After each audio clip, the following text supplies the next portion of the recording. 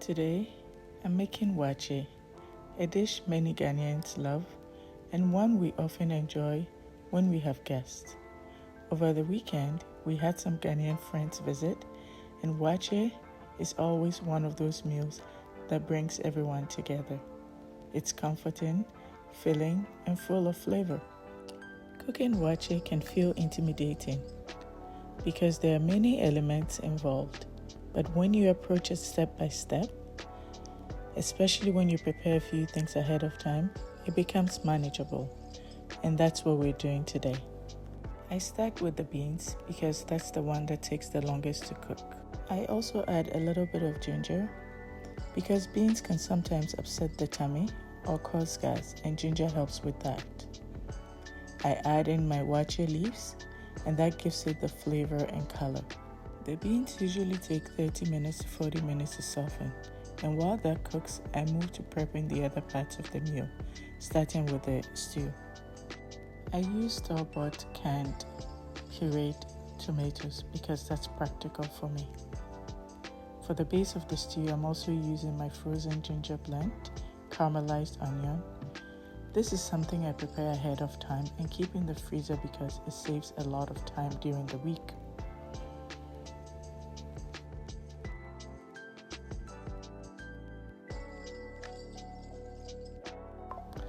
Little kitchen systems like this makes cooking so much easier, especially on days when you're prepping several dishes at a time.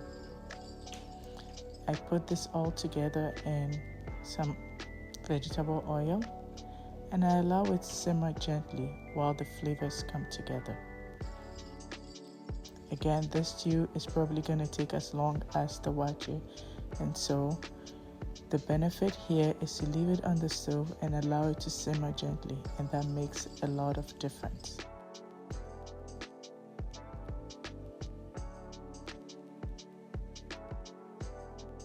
Dishes like waakye can feel like a lot of work, especially when you're balancing busy schedules. And over time, that feeling can slowly push you away from cooking the foods we grew up with. But I've learned that when we break the process into smaller steps and prepare a few ingredients ahead of time, the meal then becomes much more approachable. Cooking our cultural foods doesn't have to feel overwhelming. Sometimes it just takes a little bit of rhythm. And now pay some attention to the waakye. Once the beans are soft, I remove the waakye leaves and then I rinse my rice and add it to the beans. You can opt to leave the ginger in till you're ready to serve, and that's fine. Season with some salt to your taste. At this point, the waakye begins to come together. You just need a little bit of water if you want it a little bit more mushy. If you don't, feel free not to add too much water, but make sure you have enough water to cook your rice and beans. With the stew and waakye already cooking, I pay attention to my protein. This chicken was already marinated during my kitchen prep earlier in the week. All I did was take it from the freezer and allow it thaw in the fridge overnight. This small step, the night before, makes today's cooking so much simpler. The chicken can bake whilst everything cooks. I check on the waakye to ensure I have enough water to cook, and it does. I find cooking, just like any other activity in life, comes with experience. Sometimes you need to practice over time to understand how much of what ingredient is needed. Whilst recipe works, sometimes just eyeballing and experience does the trick. Waakye is one of those meals that is usually enjoyed with several sides. Today, I'm frying some ripe plantain. The sweetness of the plantain pairs beautifully with the savory elements of the meal. So while the waakye cooks, the stew simmers, and chicken finishes baking, the plantain also comes together quickly in a pan by frying, and slowly everything starts to come together.